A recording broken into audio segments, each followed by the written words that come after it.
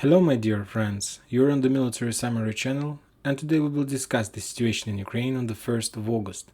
Today we have some interesting updates, so let's start. And first we're going to discuss the report of Ministry of Defense of Russian Federation. According to their report, during the previous 24 hours they attacked this 92nd Mechanized Brigade, and as a result of that attack this brigade lost around 200 soldiers. Also, the Russians said that they destroyed two HIMARS. They attacked some warehouse and they destroyed two HIMARS and they killed around 53 soldiers. As far as I understand, that was the forces who were protecting those HIMARS. Now let's talk about the map of disposition. There are a few changes in this area, in this map. And the most important one, that the Ukrainians moved some tank brigade, this one, 3rd Tank Brigade, to the Balakleya, this area. This icon has been updated on the 27th of July, so we didn't discuss this movement. So as far as I see, the Ukrainians, maybe they're waiting some offensive operation from Balakleya. There was some report from the West sources that maybe the Russians are planning to start some offensive operation in this area, trying to encircle this back and the Ukrainian forces who is located in this back. We discussed this area many times. This the area, these few towns, Chepil, Protokopivka and Petrovska. These towns is located on the bank of the Seversky Donets River, and this is the area that Ukrainians are using to cross this river and to attack Izium from the let's say from the west side. Also, the Ukrainians are using HIMARS system in these areas as well, trying to attack Izium and trying to get the Russian service centers, their ammo depot, and so on. And if you see that there is also a very important update about this Novogusarovka, this town, according to this map, this town is under Russian control. So that's why the Ukrainians moved some tank brigade, because we can say that they are trying to reinforce and to bring more forces to this area just to be on the safe side and not to allow the Russians to start any offensive operation in this area. Another important update are coming from Izium bridgehead, from this 93rd Mechanized Brigade. This brigade is located right in front of Izium on this bridgehead. There are very heavy clashes all along the front line, and today, according to the report of Ministry of Defense of Russian Federation, there were some cases of desertion of this brigade. This brigade had a lot of losses during the previous weeks, and the forces from this brigade refused to continue fighting, so that's why they're retreating and leaving their positions. I must say that there are not much towns in this area, like few towns, and it's not a very big towns, it's villages. And the Russians are shelling these villages heavily because all these villages are full of Ukrainian forces.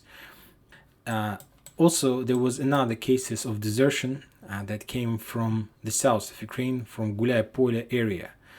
This one, 128th Mountain Assault Brigade. Also, there were some cases of desertion. The forces from this brigade also left. There was cases that some forces of this brigade left their position in the south because of heavy shelling and endless battle all along the front line in the south. Now let's talk about the towns, about the progress. The front line is stable, but there are very heavy clashes all along the front line. If we're talking about the south, about Seversk, the Russian pressure on this area has been reduced during these weeks. I suppose that the Russians changed their main goal, their main target of attack, because they are very close. They got very close to Bakhmut or Artyomovsk. They have some breakthrough in the south in direction from Svetlodarsk power plant towards Kurdyumovka. So that's why the Russians reduced some pressure on the north. Also, today we got more and more reports from the west source that the Russians are moving a lot of forces to the south. We know that there is a process of reinforcing the south by the Ukrainians. They're moving more and more forces, and there were some sources who were saying that there are already around 200,000 of Ukrainians this force is stretched between Odessa, Nikolaev, Kryvyi Rog, Dnipro. All this area is around 200 soldiers, 200,000 soldiers. So that's why some war sources are saying that because of that fact, the Russians were forced to take some forces from the east of Ukraine and move them to the south.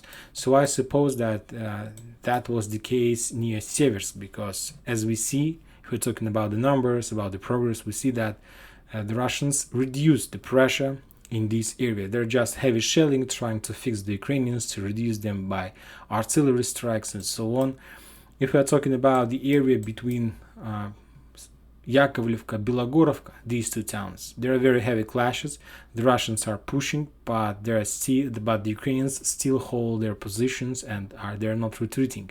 We discussed this area many times. If we take a look at map of this position, you see that there are a lot of infantry brigades here, so that's why they're changing each other very fast, very effective. So that's why there's a lot of job to reduce these infantry brigades, and after that the Russians will be able to take these towns. But for now they don't have such possibilities because of big number of Ukrainians in this area. Of course, we discussed about Berestov and Sporny. These two towns is on the Russians. This map is not updated. Just take a look at the Russian sources map. According to this map, this town is still under the Russians, no changes. And now let's talk about Bakhmut, about this area. Today we got some report from the Russian sources, some icon. There was this morning we got report from some famous Russian military sources that Ukrainians were leaving and retreating from Soledar. It was in the morning, but later another sources tell that we should wait a little bit because maybe it's some kind of rotation.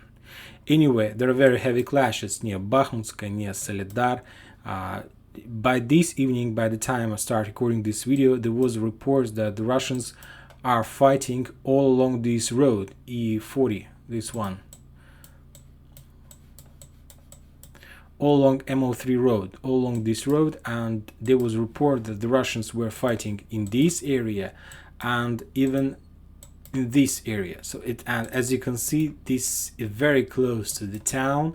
So suppose that there were some kind of tanks who were running from the Russian territory, because Pokrovsk is already under Russian control. They were moving a little bit closer to Bakhmut, and from this position they were just shelling and attacking Bakhmut from tanks. I suppose that was something like this. I don't think that the Russians started some storm operation in front of Bakhmut.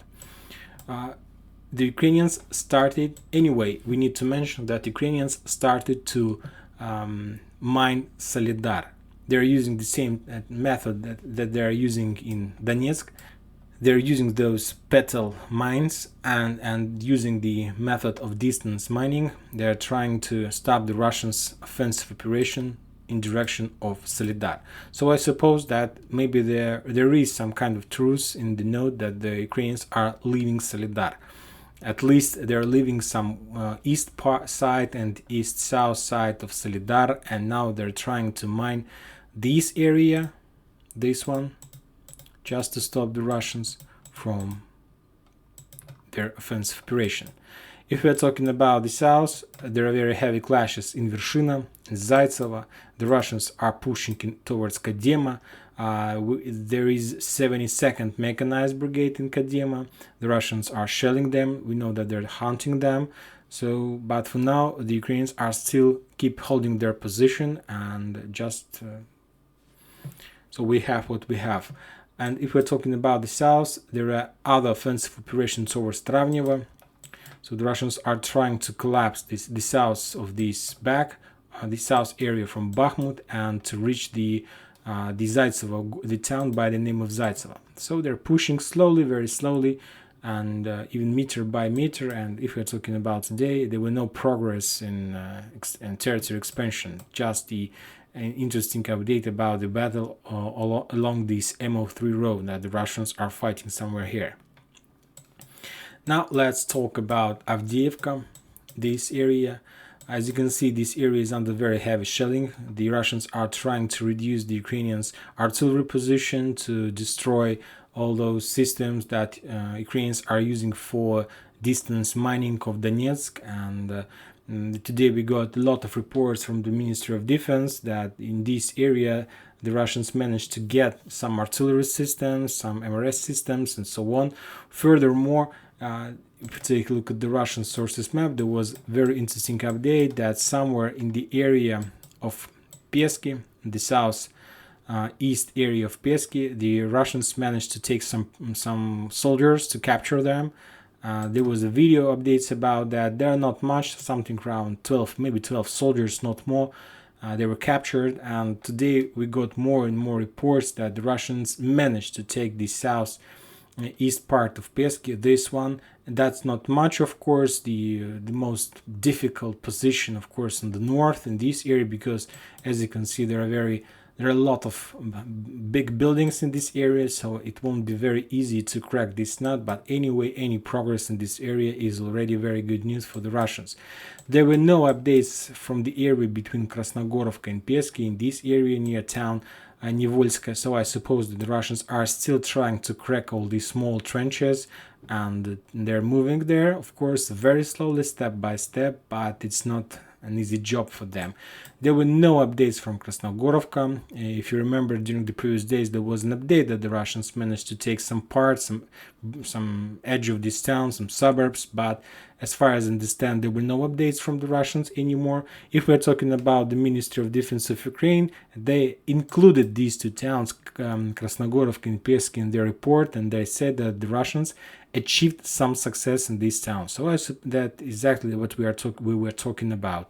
So the Russians took some part of Pesky, and the Russians managed to enter Krasnogorovka, and now there are clashes inside the town. If we're talking about Marinka, there were no updates from Marinka.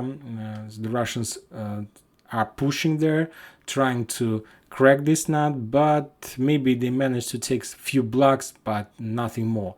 If we're talking about Donetsk, the Ukrainians continue shelling Donetsk and continue mine this town using the distance technique.